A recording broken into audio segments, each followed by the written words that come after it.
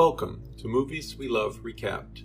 Today we look at a 2023 fantasy adventure titled Dungeons & Dragons: Honor Among Thieves. Spoilers ahead. Before we start, please hit the like button. It won't cost you anything and will help me to grow this channel. Here we go.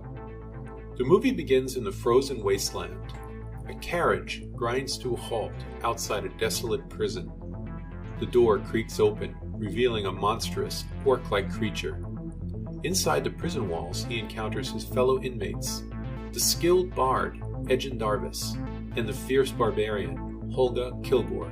The orc makes an ill-advised advance towards Holga, only to have his knees shattered and his face brutally smashed in retaliation.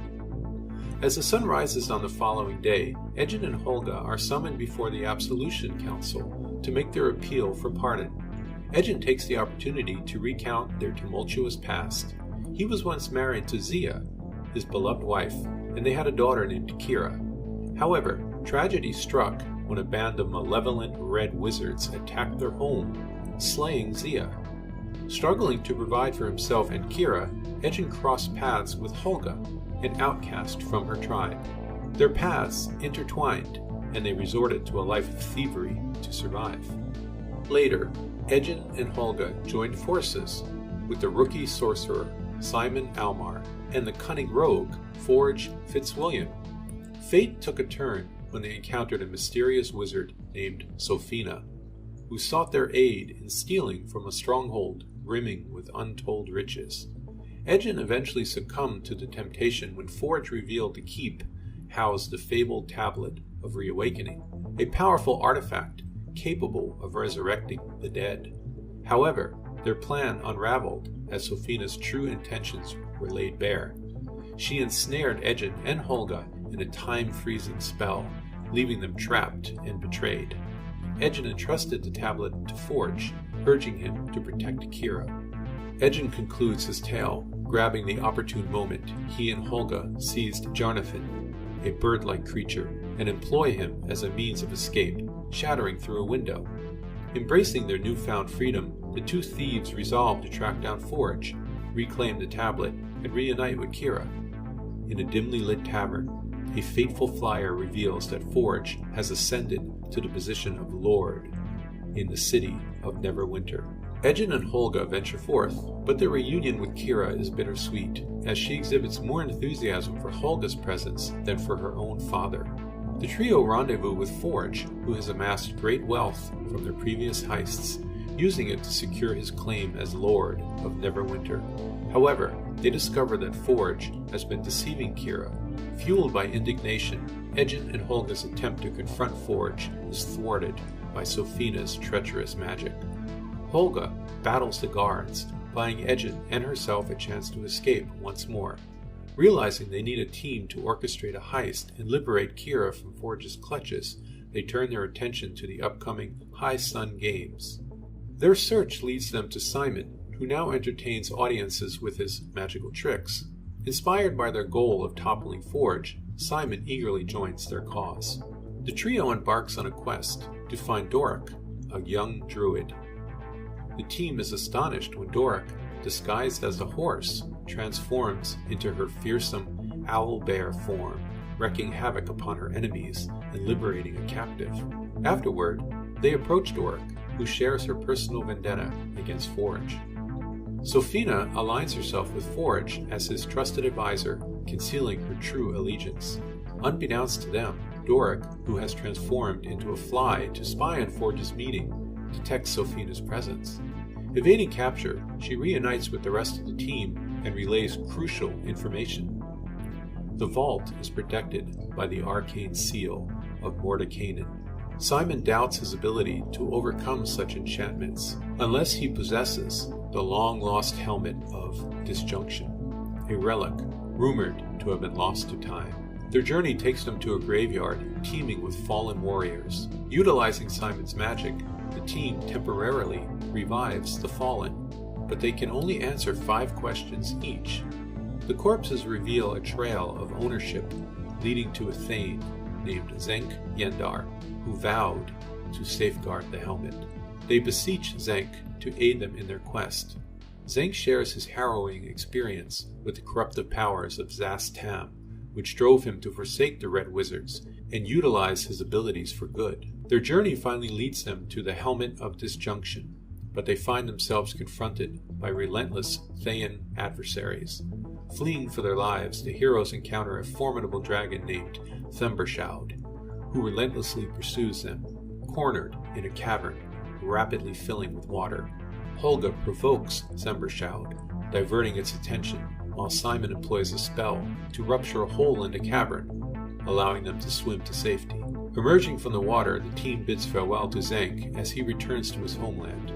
Simon, determined to control the helmet, faces his ancestor, Elminster Almar, who tests his resolve and repeatedly denies him attunement. Ultimately, the team devises an alternative plan to infiltrate Forge's vault using the hither-thither staff. Exploiting a portrait to create a portal, the team infiltrates the vault. Their entry is compromised when the portrait tumbles, obscuring the portal's access. Edgen improvises, and Simon conjures an illusory performance of Edgen playing a melodious tune, distracting the guards. However, the situation takes an unexpected turn as Simon's foot becomes trapped inside the vault. Holga engages in a fierce skirmish with the guards, while Simon persists in his attempts to attune with the helmet.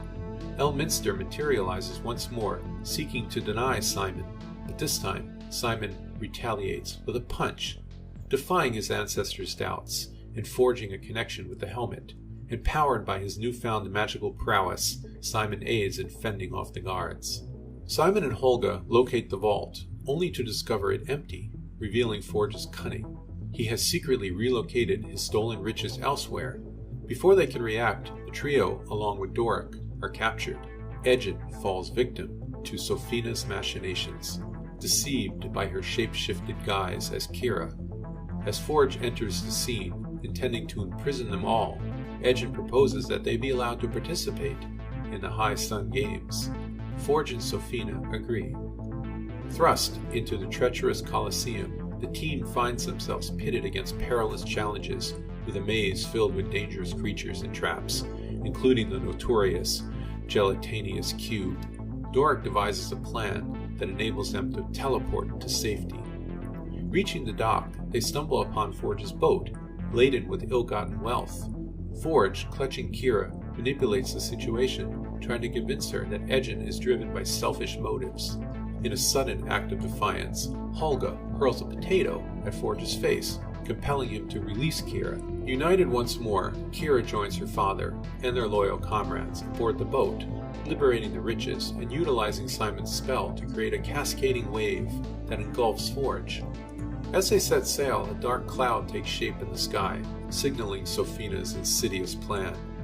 Armed with the Thayan horn, she seeks to enslave the game's attendees, conscripting them into the Red Wizard army. Determined to thwart Sofina's scheme, the team swiftly returns to Neverwinter. The boat materializes, and Simon creates a portal, causing the stolen riches to spill into the streets, ensuring the populace flees the Colosseum, derailing Sophia's plan. In a climatic showdown, the heroes engage Sofina in a fierce battle. Kira, wielding a medallion rendering her invisible, aids in restraining Sofina, allowing Simon to bind her with a magic-suppressing cuff.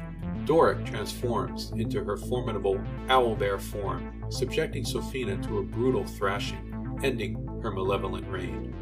Amidst their triumph, the team discovers that Holga, mortally wounded in the conflict, has succumbed to her injuries. Kira mourns her loss, and Edgen resolves to use the Tablet of Reawakening to revive her.